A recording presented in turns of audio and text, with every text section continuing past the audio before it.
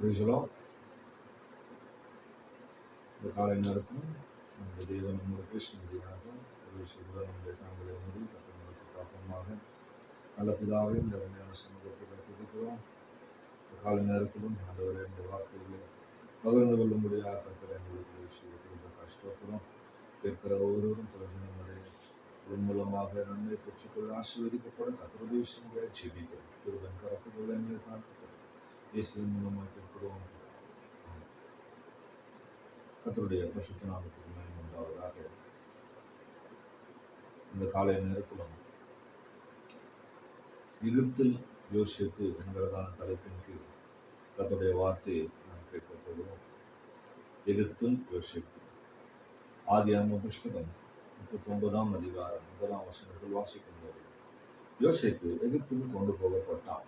பார்வோனுடைய பிரதானியும் தலையாளிகளுக்கு அதிபதியாகிய போத்திபார் என்னும் எகிப்து தேசத்தான் அவனை அவ்விடத்திற்கு கொண்டு வந்த இஸ்மவேலரிடத்தில் விலைக்கு வாங்கினான் என்று படிக்கிறோம்.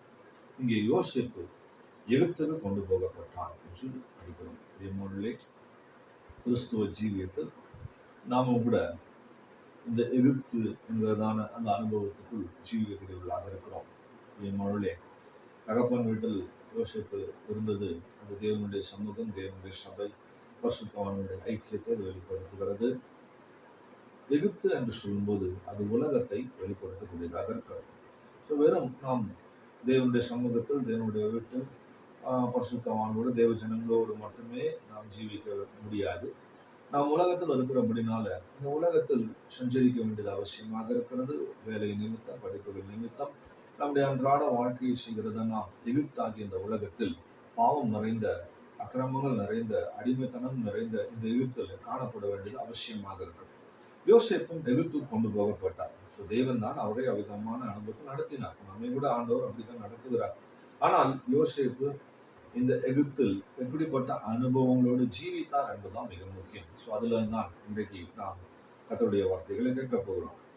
எகிப்தில் யோசேப்பு இருந்தபோது முதலாவது காரியமாக ஆதியாகம புஸ்தகம் 39ஆம் அதிகாரம் 2ஆம் வசனத்தில் வாசிக்கும் போது கர்த்தர் யோசேப்போடு இருந்தார். அவன் காரிய சித்தி உள்ளவனானான். அவன் எகிப்தியனாகிய தன் எஜமான் வீட்டில் இருந்தான் என்று படிக்கிறோம்.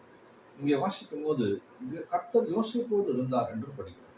எகிப்தில் இருந்தாலும் கர்த்தர் யோசேப்போடு இருந்தார். பிரியமானவர்களே, எகிப்தாகிய இந்த பாவம் நிறைந்த இந்த உலகத்தில் இருந்தாலும், இந்த அடிமைத்தனத்தின் வீடாக எகிப்துக்குள்ள இந்த உலகத்தில் இருந்தாலும் கர்த்தர் யோசேப்போடு இருந்தது போல நம்மோடு கர்த்தர் இருக்கிற அனுபவம் நமக்கு வேணும்.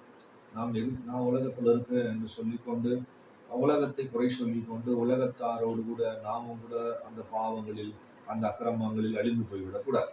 நாம் உலகத்தில் இருந்தாலும் உலகத்தால் அழியாதபடி, கரைப்படாதபடி நம்மை காத்துக் கொள்ள வேண்டியது அவசியம். இங்கே யோசேப்போடு கர்த்தர் இருந்தார். ஆகவே எகிப்தில் நாம் இருந்தாலும், நாம் வேலை செய்கிற இடங்கள் எகிப்தை போல இருந்தாலும், நம்முடைய குடும்ப சூழ்நிலைகள் எகிப்தை போல இருந்தாலும் கர்த்தர் நம்மோடு கூட இருக்கிற அனுபவம் நமக்கு வேணும். யோவான் எழுதின சுவிசேஷம் 8ஆம் அதிகாரம் 29ஆம் வசனத்தில் இயேசு சொல்லும்போது, என்னை அனுப்பினவர் என்னோடு கூட இருக்கிறார்.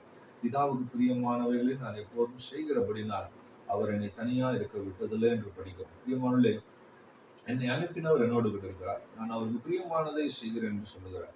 அப்படி யார் தேவனுக்கு பிரியமானவைகளை செய்கிறார்களோ, அது எகிப்தா இருந்தாலும், பாபிலோனா இருந்தாலும், இல்லை எந்த இடமா இருந்தாலும் அது முக்கியம் அல்ல.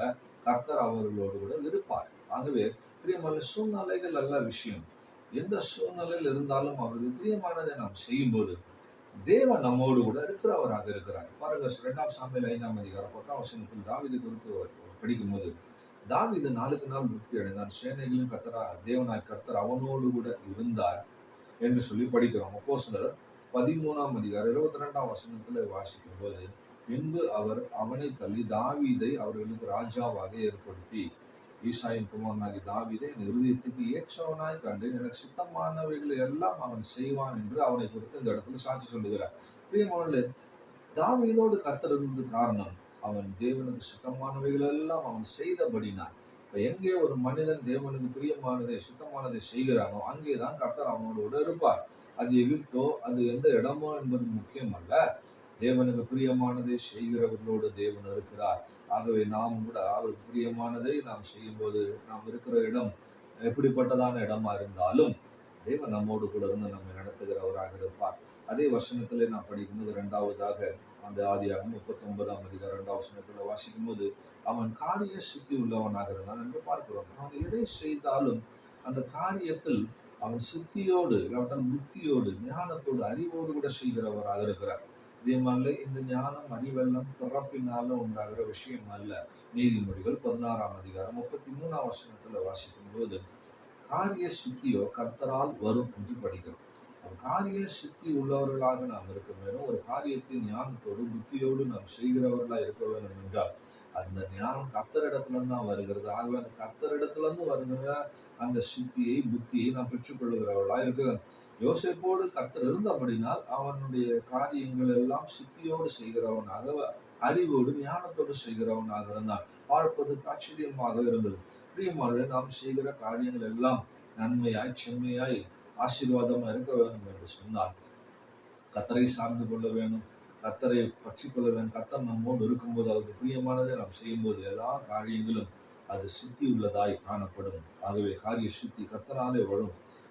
மூன்றாவதாக நாம் யோசேப்பை குறித்து படிக்கும்போது, எகிப்தில் யோசேப்பு இருந்தபோது, ஆதியாகமம் புஸ்தகம் 39ஆம் அதிகாரம் 3ஆம் வசனத்தில் வாசிக்கும் போது, கர்த்தர் அவனோடு கூட இருக்கிறார் என்றும் அவன் செய்கிற யாவையும் கர்த்தர் வாய்க்க பண்ணுகிறார் என்றும் அவன் எஜமான் கண்டு என்று படிக்கிறோம். கர்த்தர் அவன் செய்கிற யாவையும் வாய்க்க பண்ணினார்.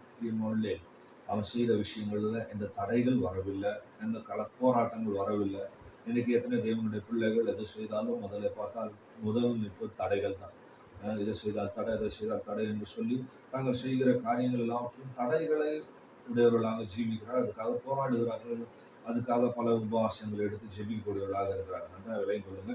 நாம் செய்வதெல்லாம் வாய்க்க வேண்டும் என்று சொன்னால் அதுக்கு சங்கீதக்காரன் அருமையாய் 1ஆம் சங்கீதம் 2ஆம் 3ஆம் வசனங்களை சொல்லுகிறார். கர்த்தருடைய வேதத்தில் பிரியமா இருந்து இரவும் பகலும் அதை தியானிக்கிற மனுஷன் பாக்கியவான். அவன் நீர்க்கால்கள் ஓரமாய் நடப்பட்டு தன் காலத்தில் தன் கனியை தந்து இலையுதிராத மரத்தை போல இருப்பான். அவன் செய்வதெல்லாம் வாய்க்கும் என்று படிக்கிறோம். எந்த மனிதன் கர்த்தருடைய வேதத்தின் மேல் பிரியமா இருந்து அதை தியானிக்கிறார்களோ அவர்கள் செய்வதெல்லாம் வாய்க்கக்கூடியதாக இருக்கிறது. ஆகவே ஒரு நம்முடைய கிரியைகளில் தடை வருகிறது என்று சொன்னால் விளைந்து கொள்ளுங்கள். வேதத்தின் மேல அவன் பிரியமா இருந்து அதை தியானிக்கிறவர்களா இருக்க வேண்டும். ஒரு வேதத்தை வாசிக்கிறதோ இல்லை வேதத்தை கேட்பதோ விஷயம் அல்ல. அதை தியானித்து அந்த வேத வசனங்களின்படி ஜீவிக்கக்கூடியவர்களாக செயல்படக்கூடியவர்களாக இருக்க வேண்டும். அதனால்தான் உபாகமம் புஸ்தகம் 29ஆம் அதிகாரம் 9ஆம் வசனத்தில் படிக்கும்போது, இப்பொழுதும் நீங்கள் செய்வதெல்லாம் உங்களுக்கு வாய்க்கும்படிக்கு இந்த உடன்படிக்கையின் வார்த்தைகளை கை கொண்டு அவைகளின்படி செய்வீர்களாக என்று படிக்கிறோம்.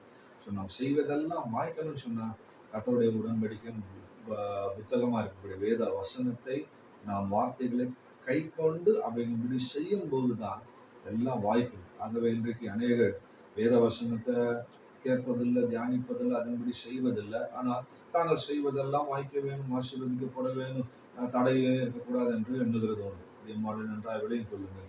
கர்த்தருடைய வசனம்தான் நம்முடைய ஜீவியத்தில் தடைகளை உடைக்கும், தடைகளை மாற்றும், நாம் முன்னேறுவதற்கு உதவி செய்வதெல்லாம் வாய்க்கும்.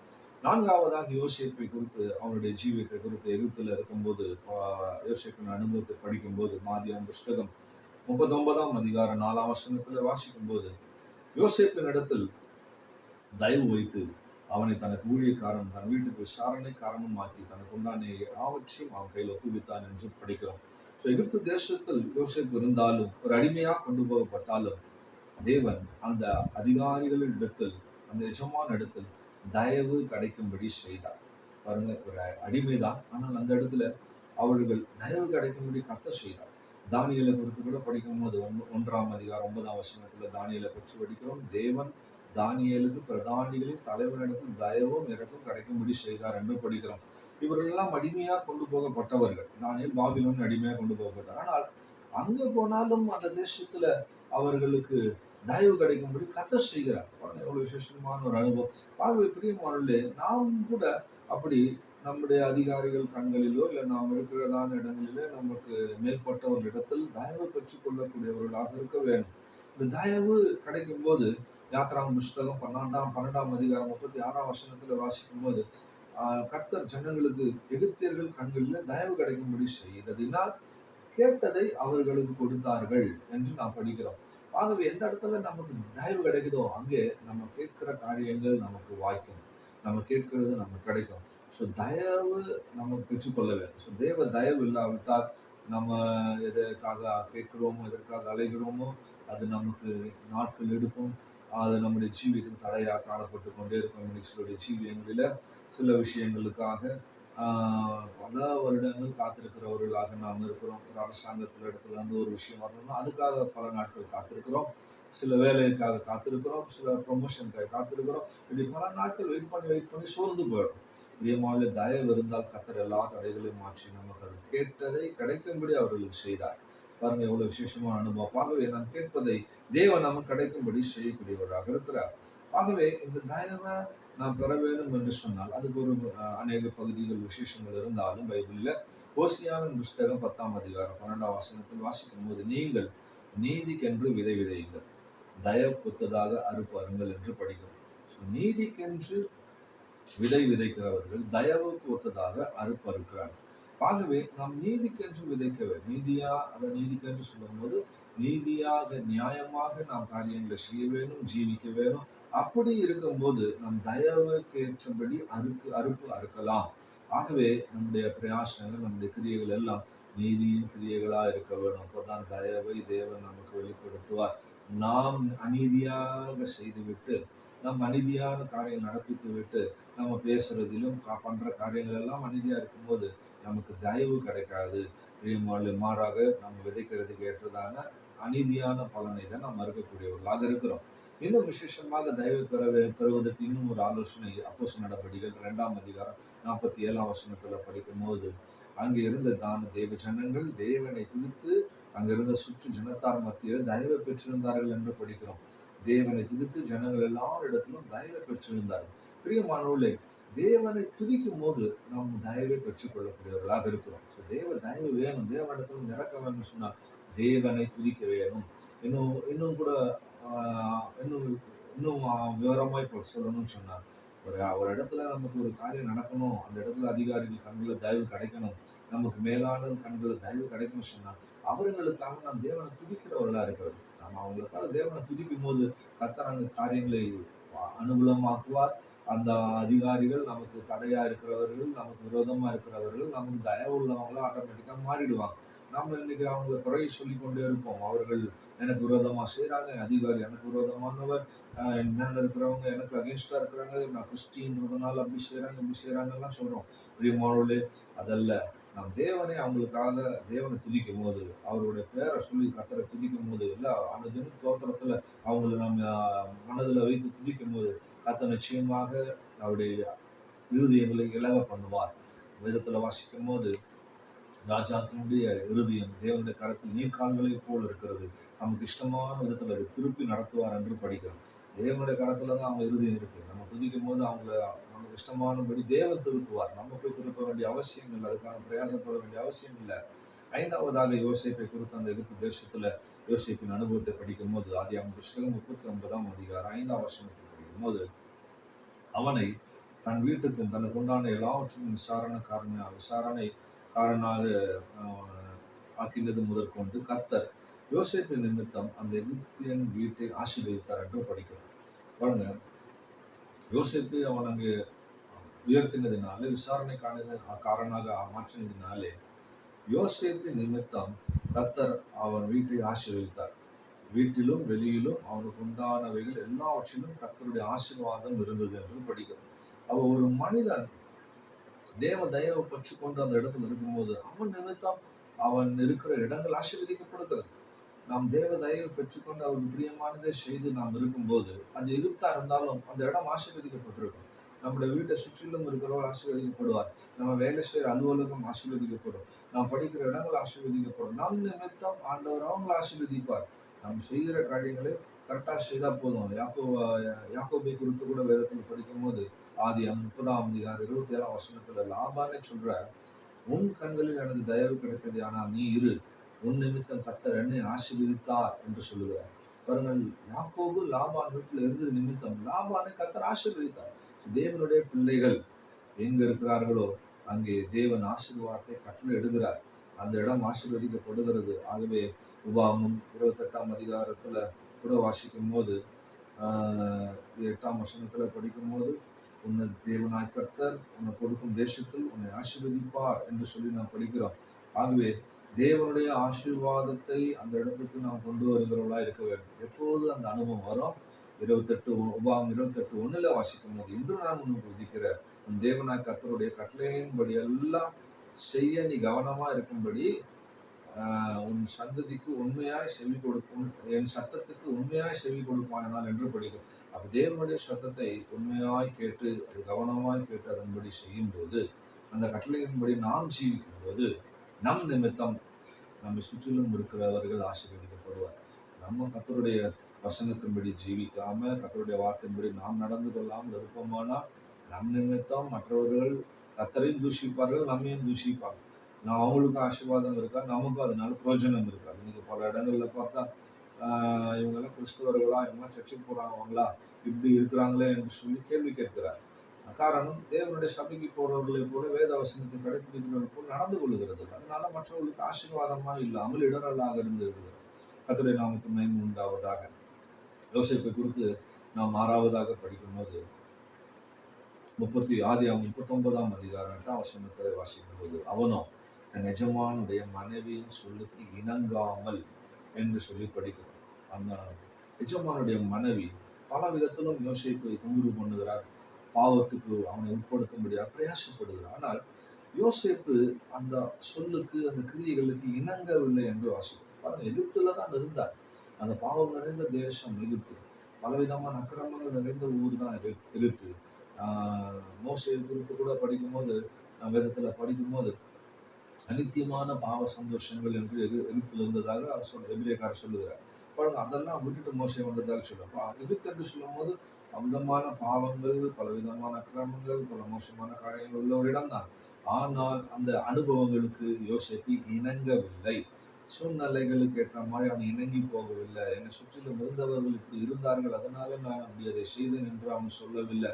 ஏசியா தீர்க்கதரிசி சொல்ற மாதிரி அவர் சொல்றாரு, என்னை சுற்றிலும் உள்ளவர்கள் அசுத்த உதடு உள்ளவர்களாய் இருக்கிறார்கள், ஆகவே நானும் அசுத்தமானவைகளை பேசுகிறேன் என்று சொல்லுகிறேன். அசுத்தமான உதடுகள் உள்ளவங்க இருந்ததுனால நானும் அதை பேசுகிறேன் என்று சொல்லி மற்றவர்கள் மேல அவர் சொல்றது பிரியமானவர்களே. ஆனால் கர்த்தர் பலிபீடத்துல அந்த அக்கினி எடுத்துட்டு வந்து அவருடைய நாவை சுத்திகரித்து உதடை சுத்திகரித்ததுனால் அதுக்கப்புறம் அப்படி அவர் பேசல. அவர் ஒரு அருமையான தீர்க்கதரிசியாக உயர்த்தப்பட்டார். கர்த்தர் அவரை மேன்மைப்படுத்தினார் போல நாம் சூழ்நிலைகளை காரணம் காட்டி அதனால நான் அதுக்கு இணங்கி போனேன், அதுக்கு அட்ஜஸ்ட் பண்ணி போனேன் என்று சொல்லக்கூடாது. யோசேப்பு எகிப்துல இருந்தாலும் அந்த காரியங்களுக்கு அவர் இணங்கவில்லை. அதனால்தான் சங்கீதக்காரனுடைய ஜெபத்தை படிக்கும் போது 141ஆம் சங்கீதம் 4ஆம் வசனத்துல வாசிக்கும் போது, அக்கிரமம் செய்கிற மனுஷருடைய ஆகாமிய காரியங்களை நடப்பிக்கும்படி என் இருதயத்தை துன்மார்க்கத்துக்கு இணங்க ஒட்டாதேயும் என்று அவர் ஜெபிக்கிறார். பாருங்க, எவ்வளவு அருமையான ஒரு ஜெபம். துன்மார்க்கத்துக்கு இணங்க ஒட்டாதீங்க ஆண்டவரே, அவங்களோட சேர்ந்து நானும் இதை செய்யறது. பிரியமானவர்களே, நாம் வேலை செய்யற இடங்கள்ல எத்தனையோ பாவங்கள், துன்மார்க்கங்கள் இருக்கலாம், நாம் வசிக்கிற இடங்கள்ல இருக்கலாம், நாம் படிக்கிற இடங்கள்ல இருக்கலாம். ஆனாலும் அப்படிப்பட்ட காரியங்களுக்கு நாம் இணங்கக்கூடாது. நாம் தேவனுடைய பிள்ளைகள் என்பதை அந்த இடத்துல நாம் நிரூபிக்க வேண்டும். கர்த்தருக்காக அந்த இடத்துல ஜீவிக்க வேண்டியது அவசியமாக இருக்கிறது. இயேசுவை குறித்து கூட படிக்கும் போது யோவான் எழுதின சுவிசேஷம் 2ஆம் அதிகாரம் 24ஆம் வசனத்துல வாசிக்கும் போது, அப்படி இருந்தும் இயேசு எல்லாரையும் அறிந்திருந்தபடினால் அவர்களை நம்பி இணங்கவில்லை என்று வாசிக்கிறோம். அங்கிருந்ததான மனிதர்களுடைய இருதயங்களை, அவங்களுடைய நிலைமைகளை அறிந்தபடினால் அவர்களை நம்பி அவர் இணங்கவில்லை. நம்ம எத்தனையோ வாலிபர்கள், எத்தனையோ தேவனுடைய பிள்ளைகள் தங்கள் வேலை செய்கிற இடங்கள்ல தங்களுடைய நண்பர்களை நம்பி இணங்கி போய் கடைசியில் அவங்களுடைய பாவத்துக்கு இவங்களும் உட்படுகிறார்கள். அவங்க குற்றவாளி ஆகும்போது இவங்களும் குற்றவாளி ஆகிறாங்க. சிலர் அவங்க தப்பிதங்களால் அரெஸ்ட் பண்ணப்படும், இவங்களும் அரெஸ்ட் பண்ணப்படுகிறார்கள். சும்மா கூட தான் நின்றார்கள் என்று சொன்னாலும் அவங்களும் அந்த தண்டனைக்குரியவர்களாக மாறி விடுகிறார்கள். சொல்ல நாம இயேசுவை போல ஜீவிக்கணும், யோசேப்பு போல ஜீவிக்கணும். அவங்களுடைய நிலைமை என்ன, அவங்க யோசனை என்ன, அவங்களுடைய காரியம் என்ன என்பதை அவர் அறிந்தபடினால் அவங்களுக்கு இணங்கவில்லை என்று படித்தோம். ஆகவே சூழ்நிலைகளுக்கு ஏற்றவாறு நாம் இணங்கி அட்ஜஸ்ட் பண்ணி போகும்போது அப்பதான் நம்ம ஃப்ரெண்ட்ஷிப்பை மெயின்டைன் பண்ண முடியும். அப்பதான் அந்த இடத்துல நம்ம ஜீவிக்க முடியும், சஸ்டெயின் பண்ண முடியும் என்றெல்லாம் நினைக்கும் போது நாம் அந்த பாவத்துக்கு உடன்பட்டு விடுகிறோம். ஆகவே வேதத்துல வாசிக்கும் போது உபாகம் 4ஆம் அதிகாரம் 19ஆம் வசனத்துல படிக்கும் போது, அங்கே தேவ ஜனங்களுக்கு ஆண்டு சிறு ஜனங்கள் சொல்றார், அங்க இருக்கக்கூடியதான அந்நிய ஜாதிகள் அவங்களுடைய காரியங்கள் எல்லாம் நீங்கள் இணங்காதபடிக்கு உங்கள் ஆத்மாவை குறித்து மிகவும் எச்சரிக்கை உள்ளவங்களா இருங்கள் என்று சொல்லுகிறார். நம்ம அப்படி இணங்கி இணங்கி காரியங்களை செய்யும்போது நம்முடைய ஆத்மா நஷ்டப்படும், நம்முடைய ஜீவன் நஷ்டப்படும், ஆத்மா உயிர்ப்பிக்கப்பட முடியாது, கர்த்தருடைய வருகைக்கு போக முடியாது. ஆகவே யோசேப்பு அந்த சூழ்நிலையில, அந்த எகிப்தின் சூழ்நிலையில அவங்க இணங்கவில்லை பாவ காரியங்களுக்கு. கர்த்தர் நாமத்துக்கு மகிமை உண்டாவதாக. 7ஆவதாக யோசேப்பை குறித்து படிக்கும்போது ஆதியாகமம் புஸ்தகம் 39ஆம் அதிகாரம் 12ஆம் வசனத்தில் படிக்கும்போது, அவனோ தன் வஸ்திரத்தை அவர் கையில் விட்டு வெளியே ஓடி போனான் என்று படிக்கிறோம். அதே 39ஆம் அதிகாரத்தின் 15ஆம் வசனத்தில் வாசிக்கும்போது, நான் சத்தமிட்டு கூப்பிடுகிறதை அவன் கேட்டு தன் வஸ்திரத்தை என்னிடத்தில் விட்டு வெளியே ஓடி போய்விட்டான் என்று சொல்லுகிறார். பாருங்க, இங்கே யோசேப்பு அந்த இடத்துல தன்னுடைய ஜீவனை பாதுகாத்துக் கொள்ளும்படியாக அவன் ஓடி போகிறதை பார்க்கிறோம். அது ஆதியாகமம் புஸ்தகம் 19ஆம் அதிகாரம் 17ஆம் வசனத்தில் வாசிக்கும்போது, அவர்களை வெளியே கொண்டு போய் விட்ட பின்பு உன் ஜீவன் தப்ப ஓடிப்போ என்று சொல்லுகிறதை நாம் பார்க்கிறோம். ஆகவே நம் ஜீவனை பாதுகாக்க, அதாவது நம்முடைய ஆத்மாவை பாதுகாக்க நாம் ஓட வேண்டியது அவசியமாக இருக்கிறது. நம்முடைய ஜீவனை பாதுகாத்துக் கொள்ள வேண்டியது அவசியமாக இருக்கிறது. இங்கே யோசேப்பு தன் ஜீவனை பாதுகாத்துக் கொள்ள, தன்னுடைய ஜீவியத்தை பாதுகாத்துக் கொள்ள, தன்னுடைய பரிசுத்தத்தை பாதுகாத்துக் கொள்ள, தான் வாழ்ந்த வாழ்க்கையை, தான் கற்றுக்கொண்ட வாழ்க்கையை, தேவனிடத்துல இருந்து அவன் படித்துக் கொண்ட வாழ்க்கையை பாதுகாத்துக் கொள்ள அந்த இடத்தை விட்டு ஓடினான். சில நேரங்கள்ல நாம் ஓட வேண்டியது அவசியமாக இருக்கிறது. இன்னைக்கு சிலர், நான் அந்த இடத்துல இருந்து கொண்டே நான் ஜெயித்து விடுவேன், நான் அந்த இடத்துல இருந்து கொண்டே சமாளித்து விடுவேன் என்று சொல்லி கடைசியில் அங்கே இருந்து விழுந்து நஷ்டப்பட்டு போகிறார். இன்னைக்கு பலருடைய விடுவி காரணம் அதுதான். பிரியமானவர்களே, வேதம் சில இடங்கள்ல நம்ம ஓட சொல்லுகிறது, அந்த இடத்துல எல்லாம் ஓட வேண்டும். ஒரு சில விஷயங்கள் மட்டும் வசனங்களும் நான் குறிப்பிடுகிறேன். அதை நாம் குறித்து கொண்டு அதை வாசித்து அதிலிருந்து நீங்கள் காரியங்களை கற்றுக்கொள்ளுங்கள். 2 தீமோத்தேயு 2ஆம் அதிகாரம் 22ஆம் வசனத்தில் வாசிக்கும் போது, பாலியத்துக்குரிய இச்சைகளுக்கு நீ விலகி ஓடு என்று தீமோத்தேயுவில் அப்போஸ்தலன் பவுல் எழுதுகிறதை படிக்கிறோம். 1 கொரிந்தியர் 10ஆம் அதிகாரம் 16ஆம் வசனத்தில் வாசிக்கும் போது, விக்கிரக ஆராதனைகளுக்கு விலகி ஓடுங்கள் என்று படிக்கிறோம். 1 தீமோத்தேயு 6ஆம் அதிகாரம் 10ஆம் வசனத்தை வாசிக்கும் போது, பண ஆசைக்கு விலகி ஓடும்படியாக சொல்லப்பட்டிருக்கிறது. 1 தீமோத்தேயு 6:11 10:11 ரெண்டுத்தையும் சேர்த்து வாசிக்கும் போது, பண ஆசை எல்லா தீமைக்கும் வேறாக இருக்கிறது என்று சொல்லிவிட்டு, நீயோ தேவனுடைய மனுஷனே இவைகளை ஓடு என்று சொல்லப்பட்டிருக்கிறது. ஆகவே பண ஆசையின் காரியங்களுக்கு விலகி ஓட வேண்டும். நம்ம அடிக்கக்கூடிய காரியங்களாக இருக்கிறது. 1 கொரிந்தியர் 6:18 வாசிக்கும் போது, 6:18 வாசித்த வேசித்தனத்திற்கு விலகி ஓடுங்கள் என்று படிக்கிறோம். யோவான் 10:5 வாசிக்கும் போது, அந்நிய சத்தத்துக்கு விலகி ஓடும்படியாக இயேசு சொல்லுகிறார். அந்நியருடைய சத்தத்தை அறியாதபடினால் அவைகள் அந்நியனுக்கு பின் செல்லாமல் அவனை விட்டு ஓடி போகும் என்று படிக்கிறோம். ஆகவே அந்நிய சத்தங்கள் இந்த பூமியிலே நம்மை அழிப்பதற்காக எழும்பக்கூடிய அந்நிய சத்தியங்கள் நிறைய உண்டு, அந்நிய சத்தியங்கள் நிறைய உண்டு, துருபதேசங்கள் நிறைய உண்டு. இதைக்கு நாம் விலகி ஓட வேண்டும். அது மாத்திரமல்ல, எரேமியா 51:6 படிக்கும் போது, பாபிலோனின் அக்கிரமங்களுக்கு நீங்கள் அழிந்து போகாதபடிக்கு அது நடுவில் இருந்து ஓடுங்கள் என்று சொல்லப்படுறது.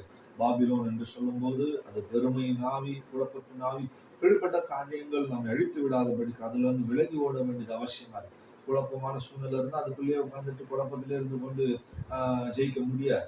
அது அந்த அனுபவத்தை விட்டு வெளியே ஓட வேண்டும். பிரியமானவர்களே, அப்படி ஓடினால்தான் நாம் ஜெயம் எடுக்க முடியும். யோசித்து பாருங்கள், சூழ்நிலையை விலகி கொண்டு அந்த இடத்தை விட்டு அவன் தன் ஜீவனை பாதுகாத்துக் கொள்ளும்படியாக ஓடினான். இந்த அனுபவம் நம்முடைய ஜீவியத்துல காணப்பட, விலகி ஓட வேண்டிய விஷயத்துல விலகி ஓட வேணும், எதிர்த்து நிற்க வேண்டிய விஷயத்தை எதிர்த்து நிற்க வேண்டும். பிசாசுக்கு எதிர்த்து நில்லுங்க, அப்போ உங்களை விட்டு ஓடிக்குவான். பிசாசுக்கு எதிர்த்து நிற்கலாம், பாவமான விஷயங்களுக்கு எதிர்த்து நின்று போராடிட்டு இருக்கக்கூடாது. அது நம்மை மேற்கொண்டு விடும். அதோடைய நாமத்தமை உண்டாகட்டும். ஆகவே இங்கே வாசிக்கும் போது யோசேப்பு அந்த வசனத்துல வாசிக்கிறோம், 39ஆம் அதிகாரத்தில் தன் வஸ்திரத்தை விட்டு விட்டு ஓடினார். இது ரொம்ப முக்கியமான ஒரு சத்தியமாக இருக்கிறது. ஓடுகிறதான நாம் நம்முடைய வஸ்திரத்தை விட்டு விட்டு ஓடுகிறவர்களா இருக்க வேண்டும். வஸ்திரத்தை விட்டு விட்டு என்பது எதை வெளிப்படுத்துகிறது? அந்த வஸ்திரம் என்று சொல்லும்போது நம்ம எல்லாருக்கும் தெரிஞ்சபடி வஸ்திரம் என்பது அது ஜீவியத்தை வெளிப்படுத்துகிறது. ஆனால் இங்கே யோசேப்பு வஸ்திரத்தை விட்டுட்டு ஓடினார். அவர் போட்டுட்டு இருந்த வஸ்திரம், அது காரணம் என்ன? யூதா 1ஆம் அதிகாரம் 23ஆம் வசனத்தில் வாசிக்கும் போது, மாம்சத்தால் கரைப்பட்டிருக்கிற வஸ்திரத்தை வெறுத்து தள்ளுங்கள் என்று வாசிக்கும். இந்த மாம்சம் என்பது அந்த போர்த்திபாருடைய மனைவி. அந்த மனைவி அந்த வஸ்திரத்தை தொட்டபடினால் அந்த மாம்சத்தால் அந்த வஸ்திரம் கரைப்பட்டது. அந்த வஸ்திரத்தை தொடர்ந்து போட்டுக்கிட்டு இருந்தா அது கரைப்பட்ட ஒரு வஸ்திரத்தை போட்டுக்கொண்டே இருப்பதை காட்டுகிறது. ஆகிய ஒரு மனுஷன் கரைப்பட்ட வஸ்திரத்தை இல்லை அழுக்கு வஸ்திரத்தை போட்டுக்கொண்டே இருப்பான், ஆனால் அவன் தேவனுடைய ராஜ்யத்துக்கு தகுதியானவனாய் மாற முடியாது. ஆகவே அதனால்தான் கரைப்பட்ட வஸ்திரத்தை, அழுக்கான வஸ்திரத்தை களைந்து போட வேண்டும் என்று வேதம் சொல்கிறது. சகரியாவின் புத்தகத்தில் கூட வாசிக்கும் போது ஆசாரியனான யோசுவா அழுக்கு வஸ்திரம் தரித்தவனாக தேவன் முன்பாக நிற்கும்போது நான் சொல்லுகிறேன், இவன் வஸ்திரத்தை முதல்ல களைந்து போடுங்க, சுத்தமான வஸ்திரத்தை அவன் கொடுங்கன்னு சொல்லுகிறார். பிரியமானவர்களே, என்றால் இல்லை கொள்ள வேண்டும், மாம்சத்தால் கரைப்படுத்தப்பட்ட வஸ்திரங்கள் நம்ம மேல் இருக்குமானால் அந்த மாம்சம் நம்மை ஒவ்வொரு நாளும் குற்றவாளிகள் என்று நம்மை சொல்லி சொல்லி ஒரு நாள் அந்த மாம்சத்தில் விழ வைத்து விடும், பாவத்தில் விழ வைத்து விடும். ஆகவே அந்த வஸ்திரத்தை களைந்து போட வேண்டும். யோசேப்பு இந்த வேலை என்ன செய்தார்? அந்த மாம்சத்தால் கரைப்பட்ட வஸ்திரத்தை, அந்த போர்த்திபாரின் மனைவியை தொட்ட வஸ்திரத்தை களைந்து போட்டு விட்டு ஓடினார். பிரியமானவர்களே, அப்படிப்பட்டதான அனுபவம் நமக்கு இருக்கிறது. எப்படி களைய முடியும்? அதுதான் நாம் அறிக்கை செய்வதனால். தேவனுக்கு முன்பதாக நம்முடைய குறைகளை, குற்றங்களை நாம் அறிக்கை செய்து அதை விட்டு விடும்போது இரக்கம் பெறலாம். ஸோ அந்த அறிக்கை செய்து விட்டு விடுவதுதான் வஸ்திரத்தை அந்த கரைப்பட்ட வஸ்திரத்தை களைந்து போடுவதை காட்டுகிறது. அறிக்கை செய்து ஒரு மனிதன் அதை விட்டு விடும்போது அந்த வஸ்திரத்தை களைந்து போடுவதனால் அவருடைய ஜீவியத்தில் உயர்வை அவன் பெற்றுக்கொள்ள முடியும். சிங்காசனத்துக்கு தகுதி உள்ளவனாய் மாற முடியும். ஸோ கரைத்துறை குறையில்லாத ஒரு மனவாட்டி சபைக்காக தேவன் சீக்கிரமாய் வெளிப்பட போகிறார். யாக்கோபு 1:27 வாசிக்கும் போது, உலகத்தால் கரைப்படாதபடி தன்னை காத்து கொள்ளுகிறதுமே மாசு இல்லாத சுத்தமான பக்தியாக இருக்கிறது என்று வாசிக்கிறோம். ஸோ உலகத்தினால் எதிர்ப்பினால் கரைப்படாதபடி காத்துக்கொள்ள வேண்டும். யோசிப்பு தன்னை காத்துக்கொண்டார். ஆகவே சுத்த பக்தி உள்ளவராக ஜீவித்தார். ஆகவே நம்மோட சுத்தமான பக்தின்னு சொன்னால் உலகத்தால் கரைப்படாதபடி நம்மை பாதுகாத்துக் கொள்வது. ஸோ இந்த உலகத்தால் கரைப்படாமல் பாதுகாத்துக் கொள்ளும்படியாக தேவன் நமக்கு விசேஷமான ஒரு காரியத்தை செய்திருக்கிறார். 2 பேதுரு 1:6 வாசிக்கும் போது, இச்சைகளினால் உலகத்துக்கு உண்டான கேட்டது தப்பி திவ்ய சுபாவங்களுக்கு பங்கு உள்ளவர்கள் ஆகும் பொழுது மகா மேன்மையும் அருமையமான வாக்குதத்தங்களை நமக்கு தேவன் அளித்திருக்கிறார் என்று படிக்கிறோம். ஆகவே உலகத்தினால் உண்டான கேடுகள், அசுத்தங்கள், அக்கிரமங்கள், கரைகளுக்கு விலகி காத்துக்கணும்னு சொன்னார். தேவன் மகா மேன்மையான அருமையான வாக்குதத்தங்களை கொடுத்திருக்கிறார். ஸோ இந்த வாக்குதத்தங்களை பிடித்து கொண்டு நாம் ஜீவித்தால், இந்த வாக்குதத்தங்களை பற்றி கொண்டு ஜீவிக்கும் போது தேவன் நம்மை பாதுகாக்கிற தேவனாக இருக்கிறார். பிரியமான வாக்குதத்தங்கள் என்பது ஏதோ நம்முடைய தேவைகளை பெற்றுக்கொள்வதற்காக மட்டும் தரப்பட்டது அல்ல, நம்மளை பாதுகாத்துக் கொள்வதற்காகவும் தரப்பட்ட ஒன்றாக இருக்கிறது. ஆகவே வாக்குதத்தங்களால் நம்மை பாதுகாத்துக் கொள்வோமாக, இந்த உலகத்தால் கரைப்படாதபடி நம்முடைய ஜீவித்தை செய்வோமாக.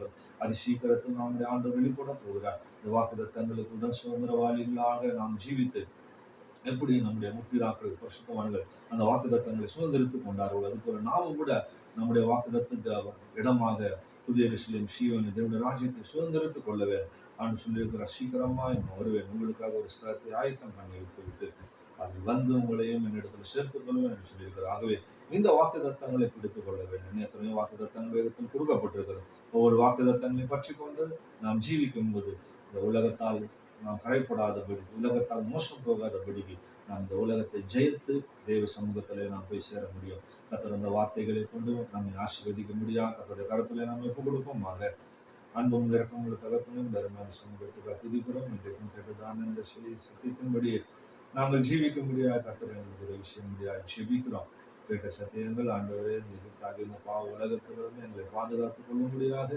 பரலோக ராஜ்யத்தின் நேராக நாங்கள் கடந்து போக உதவி செய்ய முடியாது. திரும்ப கருத்துக்களை எங்களை தாழ்த்தி ஒப்படைக்கிறோம். காத்து நடத்தும் இயேசுவின் மூலமாய் கேட்கிறோம் பிதாவே.